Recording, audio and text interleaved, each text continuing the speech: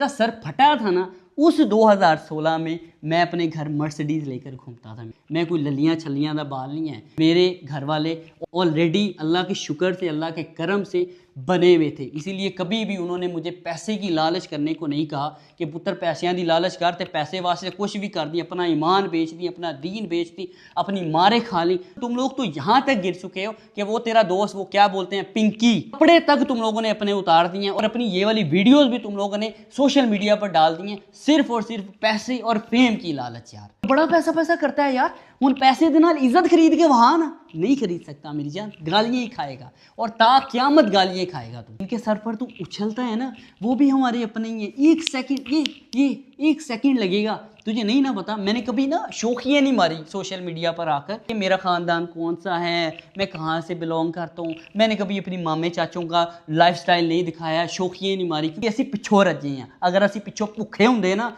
तो साढ़े कोई थोड़ा जिहा जो पैसा आना सी ना, असी तेरे यार पुत्र जाने ला ला ला ला ला ला, वो पता नहीं क्या हो गया भाई, ओए ये दुनिया में अकेला अमीर पैदा हो गया है जिसको पैसे के साथ साथ शोहरत भी मिल गई है। अब इसकी पाँव तो ज़मीन पर लग ही नहीं रहे, ये बंदे को बंदा समझ ही नहीं रहा। जब किसी की बहन को आप कह रहे होते हैं ना कि 150-150 रुपया लिए ने, उनको भी तकलीफ होती होगी। इसीलिए इंसानियत थोड़ी सी अपने अंदर पैदा करो। तो एक और बात मुझे यार याद आ गई, इसने जब अपना पहला घर बनाया था ना, इसके पहले घर में भी फर्नीचर इसका दिलाने के लिए मैं इसको अपने साथ लेकर गया था अपने दोस्त के पास, हनान के पास।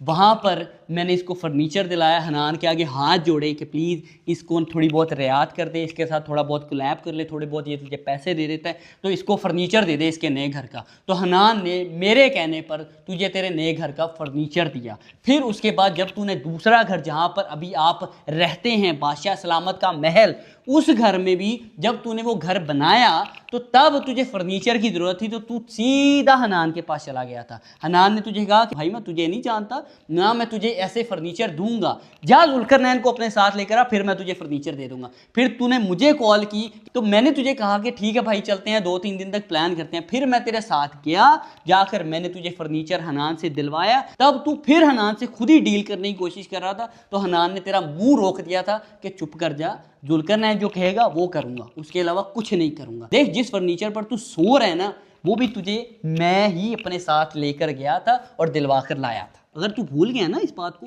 तो टेंशन नहीं ले, सीसीटीवी फुटेज निकाल लूँगा। और वैसे भी हमारी बहन गज़ल भी साथ थी, उनसे पूछ लेना कि यही बातें हुई थी ना, इसी तरह से हम फर्नीचर लेकर आए थे ना, हमारे बगैर तो तुझे कोई फर्नीचर नहीं दे रहा था मेरी जान, क्योंकि तेरा स्टैंडर्ड इतना लो है। लोग तुझे पहचान चुके थे कि तू कितना गिरा हुआ है। तू कहता है मैं सबसे महंगा यूट्यूबर हूँ, तू सबसे सस्ता यूट्यूबर है। मेरे दोस्त इतने मेरे साथ सिंसेर हैं कि क्या बताऊँ। और मेरी जान, तू हमारे तरले करता था कि मेरे दोस्तों के पॉडकास्ट कर लूँ।